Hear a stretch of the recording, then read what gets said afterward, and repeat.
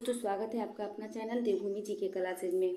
दोस्तों आज हम लोग भारतीय संविधान का निर्माण पढ़ेंगे। तो चलिए शुरू करते हैं कि भारतीय संविधान का निर्माण कैसे हुआ था। दोस्तों कि संविधान के निर्माण हेतु संविधान सभा की प्रथम बैठक जो हुआ था दोस्तों 9 दिसंबर 1946 ईस्वी को कहाँ हुआ था, तो नई दिल्ली में, जिसे अब संसद भवन के नाम से जाना जाता है। संसद भवन के केंद्रीय कक्ष कहा जाता है में हुई थी।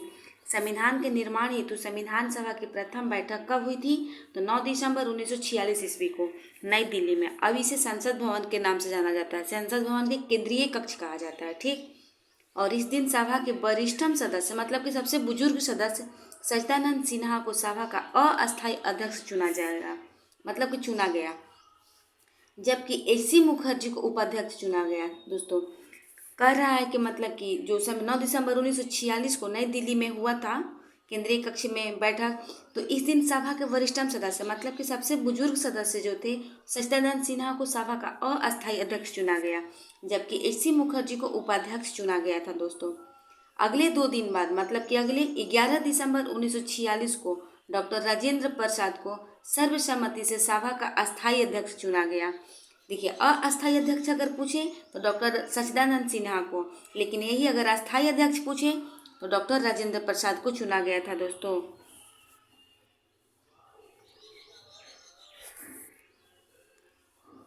तथा बी.एन. राव को सार्वभौमिक संवैधानिक सलाहकार नियुक्त किया गया था। दोस्तों देखिए पूछे कि अस्थायी अध्यक्ष कौन थे, तो डॉक्टर सच्चिदानंद सिन्हा। अस्थायी अध्यक्ष कौन थे, तो डॉक्टर राजेंद्र प्रसाद। लेकिन पूछे कि संवैधानिक सलाहकार कौन थे दोस्तों, तो बी.एन. राव। संविधान सभा की कार्यवाही अगले 2 दिन बाद जवाहरलाल नेहरू द्वारा 13 दिसंबर 1946 को उद्देश्य प्रस्ताव के साथ प्रारंभ हुई। मतलब कि संविधान सभा की कार्यवाही जो था दोस्तों अगले 2 दिन बाद, मतलब कि 9 दिसंबर 1946 को संविधान सभा की प्रथम बैठक हुई।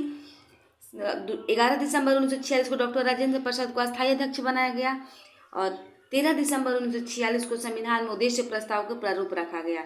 उद्देश्य प्रस्ताव को 22 जनवरी 1947 को स्वीकृति मिली, जिसे हम लोग उद्देशिका कहते हैं। दोस्तों उद्देश्य प्रस्ताव को कब स्वीकृति मिल गई, तो 22 जनवरी 1947 को।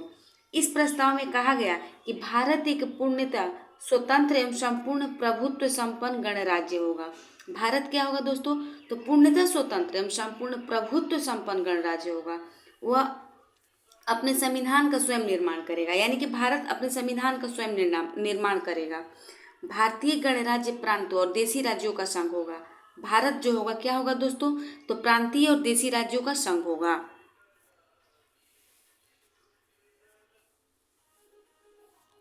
साथ ही साथ भारतीय संघ और उसके राज्यों में समस्त शक्ति का मूल स्रोत जानता होगा। बोल रहा है कि साथ ही साथ भारतीय संघ और उसके राज्यों में समस्त शक्ति का मूल स्रोत क्या होगा, तो जानता होगी।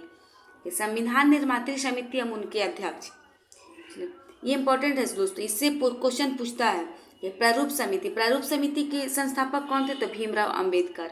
संघ संविधान समिति की जवाहरलाल नेहरू। संघ शक्ति समिति के कौन थे दोस्तों, तो जवाहरलाल नेहरू।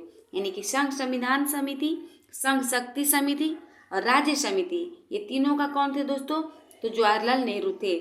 प्रांतीय संविधान का कौन थे, तो वल्लभ भाई पटेल। प्रांतीय संविधान के कौन थे दोस्तों, तो वल्लभ भाई पटेल। मूल अधिकार एवं अल्पसंख्यक समिति के वल्लभ भाई पटेल ही थे। मूल अधिकार एवं अल्पसंख्यक समिति के कौन थे दोस्तों, तो वल्लभ भाई पटेल। झंडा समिति के कौन थे, तो राजेंद्र प्रसाद। झंडा समिति राजेंद्र प्रसाद। रियासत समिति अगर पूछे तो भी Rajendra Prasad.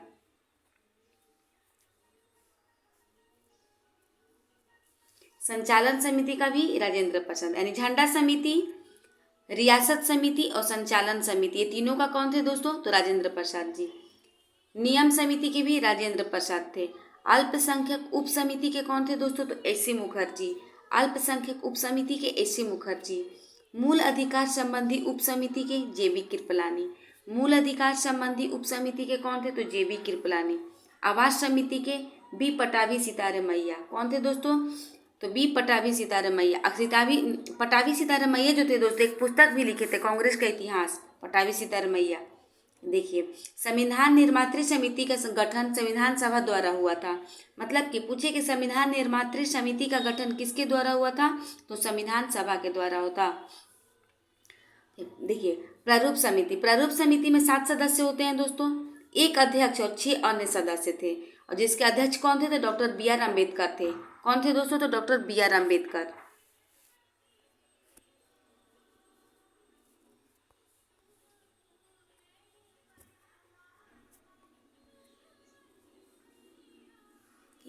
Doctor B N Rau द्वारा तैयार संविधान के मूल पाठ पर विचार करने के लिए डॉक्टर भीमराव अंबेडकर की अध्यक्षता में एक 7 सदस्यीय प्रारूप समिति का गठन संविधान सभा ने 29 अगस्त 1947 को किया था। मतलब कि पूछे कि प्रारूप समिति का गठन कब हुआ था दोस्तों? तो 29 अगस्त 1947 को। किसके द्वारा? तो डॉक्टर भीमराव अंबेडकर के द्वारा। संविधान सभा में 7 सदस्य थे। कौन कौन थे? तो डॉक्टर बी आर अम्बेडकर अध्यक्ष थे, एन गोपालस्वामी अयंगर, के एम मुंशी, अलादी कृष्णा स्वामी अय्यर, सैयद मोहम्मद सादुतुल्ला और बी एल मित्र। और एक कौन थे दोस्तों? तो बी आर अम्बेडकर थे। मतलब कि डॉक्टर भीमराव अम्बेडकर कौन थे? तो अध्यक्ष थे, बी एन गोपाल स्वामी अयंगर थे, के एम मुंशी थे, अलादी कृष्णा स्वामी अय्यर थे, सैयद मोहम्मद सादुतुल्ला थे और बी एम मित्र थे।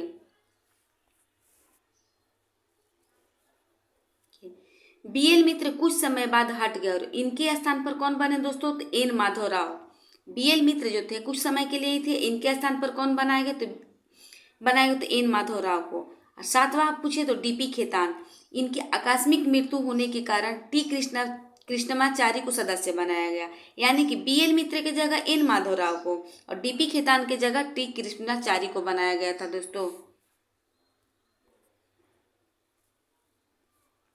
प्रारूप समिति ने संविधान के मूल पाठ पर विचारों प्रांत और उस 21 फरवरी मतलब कि विचारों और प्रांत को 21 फरवरी 1948 को संविधान सभा के समक्ष विचार के लिए रखा, जिसमें कुल मतलब कि पूछे कि प्रारूप समिति में कुल कितने अनुच्छेद थे? तो 315 अनुच्छेद और 8 अनुसूचियां शामिल थी दोस्तों।